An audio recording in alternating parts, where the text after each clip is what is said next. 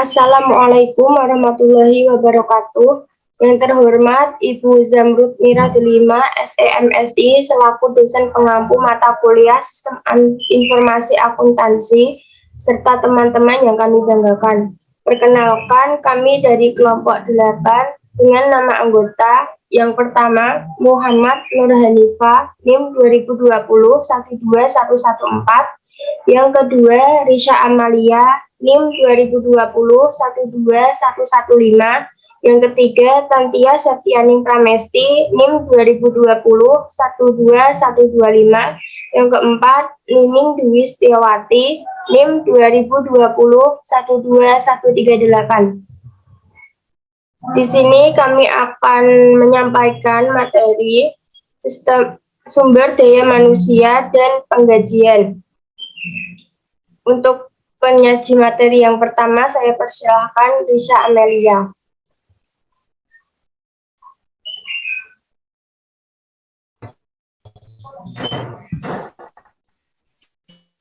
Yang pertama yaitu prepare strip 7 menunjukkan urutan kegiatan dalam memproses penggajian. Penjelasannya yaitu pertama, data transaksi penggajian diedit dan transaksi yang divalidasi kemudian diurutkan berdasarkan nomor karyawan. Jika organisasi memproses penggajian dari beberapa divisi, masing-masing file transaksi penggajian ini juga harus digabungkan. File transaksi penggajian yang telah diurutkan kemudian digunakan untuk menyiapkan cek gaji karyawan. Untuk transaksi terkait dibaca dan gaji kotor dihitung. Untuk karyawan per jam, jumlah jam kerja dikalikan dengan tingkat upah. Dan kemudian premi yang berlaku untuk lembur atau bonus ditambahkan. Untuk karyawan yang digaji, gaji kotor adalah sebagian kecil dari gaji tahunan, di mana fraksi mencerminkan panjang periode pembayaran. Misalnya, karyawan yang digaji tahunan mereka setiap periode pembayaran, setiap komisi, bonus, dan insentif lainnya yang berlaku juga termasuk dalam perhitungan gaji kotor. Selanjutnya, semua pemotongan gaji dijumlahkan dan totalnya dikurangi dari gaji kotor untuk mendapatkan gaji bersih. Potongan gaji jatuh ke dalam dua kategori besar, pemotong pajak gaji dan pemotong sukarela. Yang pertama termasuk pajak pendapatan federal, negara bagian, dan lokal, serta pajak jaminan sosial. Potongan sukarela termasuk premi untuk asuransi jiwa kelompok, kesehatan, dan kecacatan, iuran serikat pekerja, dan kontribusi untuk berbagai amal. Setelah gaji dihitung, bidang tahun ke tanggal untuk gaji kotor. Pemotongan dan gaji bersih di setiap catatan karyawan dalam file induk penggajian diperbarui. Mempertahankan catatan pendapatan kumulatif yang akurat penting bagi dua alasan. Alasan yang pertama yaitu karena pemotongan pajak jaminan sosial dan pemotongan lainnya memiliki pisah batas.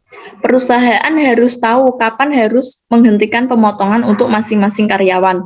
Alasan yang kedua yaitu informasi ini diperlukan untuk memastikan bahwa jumlah pajak dan potongan lain yang sesuai dikirimkan ke lembaga pemerintah, perusahaan asuransi PANIS, dan berbagai organisasi amal.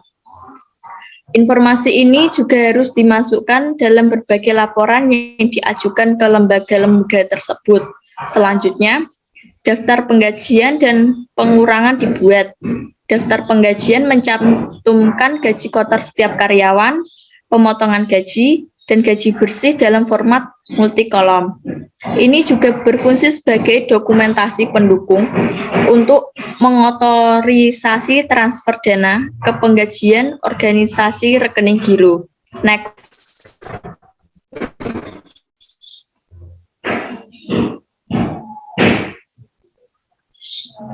Selanjutnya yaitu gambar 15/8 menyajikan contoh dari dua laporan.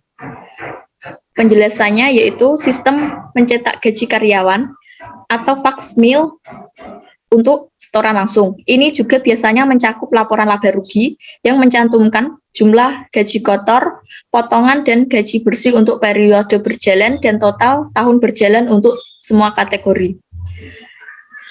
Karena setiap transaksi penggajian diproses, sistem juga mengalokasikan biaya tenaga kerja ke APRO. Sistem mempertahankan total alokasi ini sampai semua catatan penggajian karyawan telah diproses. Total ini dan total kolom dalam daftar penggajian membentuk dasar untuk entry jurnal penjumlahan yang diposting ke buku besar setelah semua cek gaji dicetak. Sistem penggajian juga menghasilkan sejumlah laporan terperinci. Next.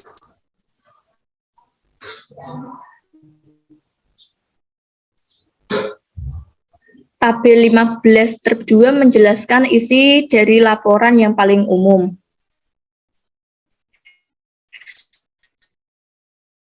Beberapa di antaranya untuk penggunaan berbagai instansi pemerintah. Akibatnya, porsi HRM atau penggajian yang sistem ERP memberikan dukungan yang luas untuk memenuhi persyaratan pelaporan federal, negara bagian, dan pemerintah lokal. Selanjutnya akan dipresentasikan oleh teman saya. Threats and controls atau ancaman dan kontrol. Kompleksitas proses penggajian, terutama berbagai pajak persyaratan hukum, membuatnya rentan terhadap kesalahan. Bisa dilihat pada tabel 15 strip 1 pada ancaman ke-9. Kesalahan jelas bisa melukai moral karyawan, terutama jika gaji terlambat. Selain penggajian yang salah, catatan dan laporan pensil, kesalahan pemrosesan dapat menyebabkan hukuman jika kesalahan mengakibatkan kegagalan untuk membayar jumlah yang tepat dari pajak gaji karena pemerintah. Demikian pula, kegagalan untuk secara akurat menerapkan pemotongan gaji karyawan dan mengirimkan dana tersebut ke pihak yang tepat juga dapat menyebabkan hukuman finansial. Tabel 15 strip 1 mencantumkan 3 jenis kontrol integritas pemrosesan data yang dapat mengurangi ancaman kesalahan penggajian. Yang pertama, jumlah total. Sistem HRM atau penggajian yang canggih akan terus menggunakan pemrosesan batch untuk penggajian. Akibatnya, total batch harus dihitung pada saat entry data dan kemudian diperiksa terhadap total sebanding yang dihitung selama setiap tahap pemrosesan. Total hash dari nomor karyawan sangat berguna. Jika total hash nomor karyawan asli dan selanjutnya setuju, berarti yang pertama, semua catatan penggajian telah diproses. Yang kedua, input data akurat. Yang ketiga, tidak ada kartu waktu palsu yang dimasukkan selama pemrosesan. Jika total batch tidak sesuai, organisasi memiliki bukti tepat waktu dari kesalahan penggajian. Kemungkinan besar kegagalan untuk menghasilkan gaji untuk karyawan, sehingga masalah dapat segera diperbaiki. Yang kedua, cross-routing daftar penggajian. Total kolom gaji bersih harus sama dengan total F gaji kotor dikurangi total potongan. Jika tidak, akan terjadi kesalahan dalam pemrosesan yang membutuhkan perbaikan. Yang ketiga, rekening clearing penggajian. Akun clearing penggajian adalah akun buku besar umum yang digunakan dalam proses 2 langkah untuk memeriksa keakuratan dan kelengkapan pencatatan biaya penggajian dan alokasi selanjutnya ke pusat biaya yang sesuai. Pertama, rekening clearing penggajian didebit sebesar jumlah pembayaran kotor, uang tunai dikreditkan untuk jumlah pembayaran bersih, dan berbagai pemotongan dikreditkan di rekening kewajiban yang terpisah. Kedua, proses akuntansi biaya mendistribusikan biaya tenaga kerja ke berbagai kategori pengeluaran dan mengkredit akun clearing penggajian untuk jumlah alokasi ini. Jumlah yang dikreditkan ke rekening clearing penggajian harus sama dengan jumlah yang sebelumnya didebit saat pembayaran bersih dan berbagai pemotongan dicatat.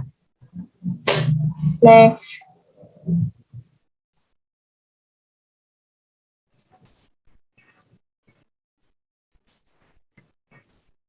Langkah selanjutnya adalah pencairan gaji yang sebenarnya kepada karyawan.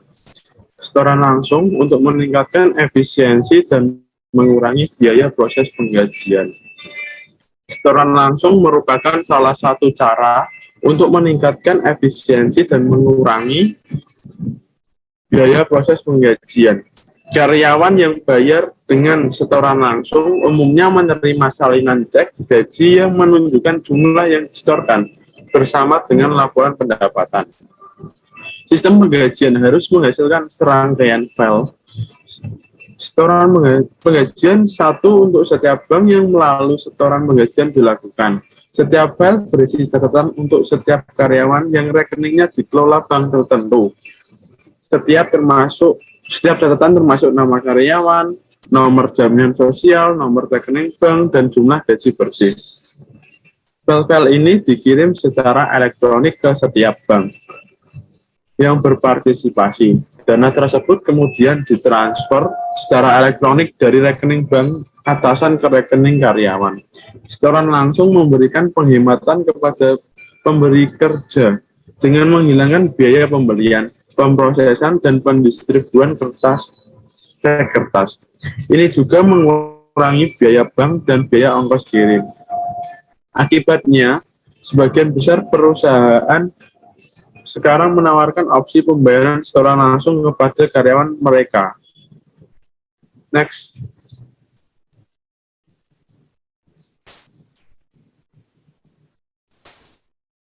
Selanjutnya, threat and controls, ancaman dan kontrol. Seperti yang ditunjukkan tabel 5.1, ancaman utama lainnya dalam proses penggajian adalah pencurian cek gaji atau penerbitan cek gaji kepada karyawan fiktif atau yang diberhentikan. Hal ini dapat mengakibatkan peningkatan biaya dan hilangnya uang tunai. Menerapkan penggajian kontrol yang terkait dengan pengeluaran kas lainnya, khususnya 1. Akses ke cek penggajian kosong dan ke mesin tanda tangan cek harus dibatasi. 2. Semua cek penggajian harus diberi nomor secara berurutan dan dicatat secara berkala. Jika penggajian dilakukan melalui setoran langsung, semua transaksi EFT harus ditinjau. 3. Kasir harus menandatangani semua cek penggajian, hanya jika didukung oleh dokumentasi yang tepat. Selain itu, cek penggajian tidak boleh ditarik pada rekening bank reguler organisasi. Sebagai gantinya, untuk tujuan pengendalian, rekening bank penggajian yang terpisah harus digunakan. Tindakan tersebut membatasi ekspor kerugian perusahaan terhadap jumlah uang tunai dalam rekening penggajian terpisah.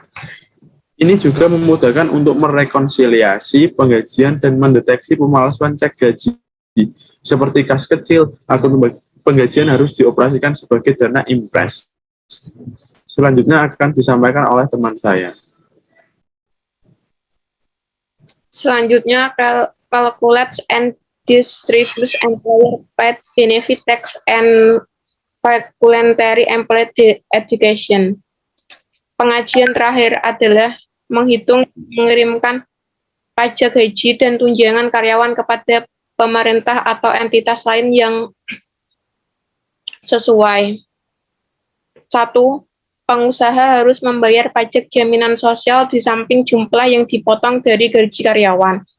Undang-undang federal dan negara bagian juga mewajibkan pemberi kerja untuk menyumbangkan persentase tertentu dari gaji kotor setiap karyawan hingga batas tahunan maksimum ke dana asuransi komprehensif pengangguran federal dan negara bagian lain. 2. Selain pembayaran wajib terkait pajak, pemberi pajak bertanggung jawab untuk memastikan bahwa dana lain yang dipotong dari cek gaji karyawan dihitung dengan benar dan dikirimkan pada waktu yang tepat ke entitas yang sesuai. Pengurangan tersebut termasuk pembayaran yang diperintahkan pengadilan untuk tunjangan-tunjangan anak atau kebangkrutan. Banyak pemberi kerja juga menyumbangkan sebagian atau seluruh jumlah untuk membayar premi asuransi kesehatan, kecacatan, dan jiwa karyawan mereka, serta memberikan kontribusi yang sesuai untuk rencana pensiun. 3. Banyak pemberi kerja juga menawarkan rencana tunjangan fleksibel kepada karyawan mereka, di mana setiap karyawan memilih beberapa pertanggungan minimum dalam asuransi kesehatan, rencana pensiun, dan kontribusi meja amal. Rencana tunjangan yang fleksibel menempatkan tuntutan yang meningkat pada sistem HRM atau penggajian perusahaan. Misalnya, staf HRM dari perusahaan besar dengan ribuan karyawan dapat menghabiskan banyak waktu untuk menjawab pertanyaan rencana 401K. Selain itu, karyawan ingin dapat membuat perubahan dari keputusan investasi mereka secara tepat waktu. Organisasi dapat memenuhi pemerintah karyawan untuk pelayanan tersebut tanpa meningkatkan biaya dengan menyediakan akses informasi HRM atau penggajian di intranet perusahaan. Next.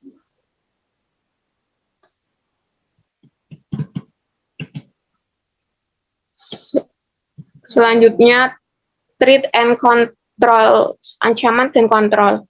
Ancaman utama dalam kegiatan ini adalah melakukan pengiriman uang yang tidak tepat waktu atau kesalahan dalam pengiriman uang tersebut. Masalah-masalah ini dapat mengakibatkan denda dari instansi pemerintah dan keluhan karyawan jika kesalahan tersebut berdampak buruk pada masa pensiun mereka atau tunjangan lainnya.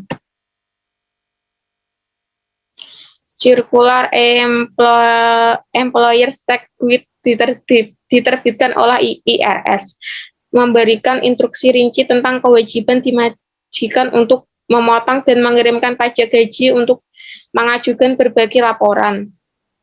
Untuk mengurangi ancaman pengiriman uang yang hilang atau tidak tepat waktu, informasi dalam edaran E harus digunakan untuk mengkonfigurasi sistem penggajian agar secara otomatis mencairkan dana saat penggajian diproses. Kontrol integrasi pemrosesan seperti pemeriksaan cross-voting dan total bits meminimalkan resiko ketidakakuratan. Tinjauan pengawasan reguler dari laporan penggajian memberikan kontrol detektif. Selain itu, memberikan laporan mendapatkan pendapatan kepada karyawan, memungkinkan mereka mendeteksi dan melaporkan masalah secara tepat waktu. Next.